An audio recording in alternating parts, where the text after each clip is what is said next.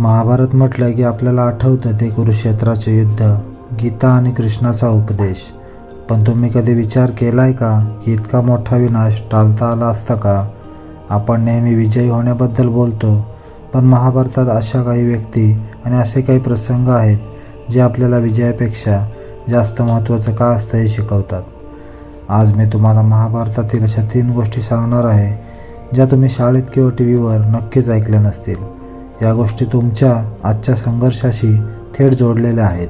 मित्रांनो, तुम्हाला युयुत्सूबद्दल माहीत आहे का? हा धृतराष्ट्राचा मुलगा होता, म्हणजे 100 कौरवांचा भाऊ. पण युद्धाच्या अगदी सुरुवातीला जेव्हा युधिष्ठिराने विचारले कोणाला धर्माच्या बाजूने यायचं आहे का, तेव्हा 100 भावांपैकी फक्त युयुत्सू एकटा बाहेर पडला होता आणि त्याने आपल्या भावांच्या विरुद्ध लढण्याचा निर्णय घेतला होता. आपल्या आयुष्यात अनेकदा आपल्याला माहीत असते की आपली कंपनी, आपले मित्र किंवा आपले कुटुंब काहीतरी चुकीचं करतंय, पण आपण ग्रुप प्रेशरमुळे किंवा एकटे पडू या भीतीने गप्प बसतो. युयुत्सू आपल्याला शिकवतो की चुकीच्या 100 लोकांसोबत राहण्यापेक्षा सत्यासाठी एकटं उभं राहणं जास्त सन्मानाचं आहे. गर्दीत हरवण्यापेक्षा एकटं चमकणं निवडा. आणि दुसरी गोष्ट म्हणजे भीमाचा नातू बर्बरिक. याच्याकडे असे 3 बाण होते की तो काही मिनिटात युद्ध संपू शकत होता.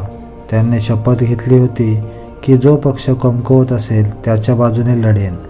आता गंमत बघा, जर त्याने कौरवांना हरवायला सुरुवात केली असती तर कौरव कमकुवत झाले असते. मग तो पुन्हा कौरवांच्या बाजूने लढला असता. यामुळे युद्ध कधीच संपले नसते. म्हणून श्रीकृष्णाने त्याचं डोकं दान म्हणून मागितलं. आजच्या जगात आपण फक्त जिंकणाऱ्या बाजूने उभे राहतो, पण बर्बरिकची गोष्ट आपल्याला विचार करायला लावते की तुमची ताकद कोणासाठी वापरताय. तुम्ही फक्त स्वतःचा फायदा बघता की सत्याचा? आयुष्यात कधीकधी जिंकण्यापेक्षा योग्य हेतू महत्त्वाचा असतो. तुमचा इगो तुमच्या प्रतिभेपेक्षा मोठा होऊ देऊ नका. तिसरी गोष्ट, अर्धवट ज्ञान आणि फ्रस्ट्रेशन. आपण अर्जुनाच्या एकाग्रतेबद्दल बोलतो, पण अश्वत्थामाबद्दल का नाही? अश्वत्थामाकडे शक्ती होती, शस्त्र होते, पण त्याच्याकडे संयम नव्हता. युद्धाच्या शेवटी त्याने रागात ब्रह्मास्त्र चालवला, पण त्याला ते मागे घेता येत नव्हते. आजच्या काळात आपल्याकडे माहितीचा महापूर आहे. आपण अर्ध्या माहितीवर रिॲक्ट करतो, रागाच्या भरात ईमेल करतो किंवा नाती तोडतो. शस्त्र असणं ही ताकद नाही, तर ते कधी वापरायचं नाही हे माहीत असणं ही खरी ताकद आहे. अश्वत्थामा आपल्याला शिकवतो की शिस्तीशिवाय असलेली शक्ती ही स्वतःचाच नाश करते. मित्रांनो, महाभारत हे जमिनीच्या तुकड्यासाठी झालेले युद्ध नव्हते. ते मानवी स्वभाव समजून घेण्याचे एक शस्त्र आहे. तुम्ही युयुत्सू बना. जर तुमचे मन सांगत असेल की तुम्ही चुकीच्या वाटेवर आहात, तर ती वाट बदलण्याची हिंमत ठेवा. तुम्ही बर्बरिक व्हा. स्वतःच्या ताकदीचा उपयोग केवळ स्वार्थासाठी करू नका. पण तुम्ही अश्वत्थामा होऊ नका.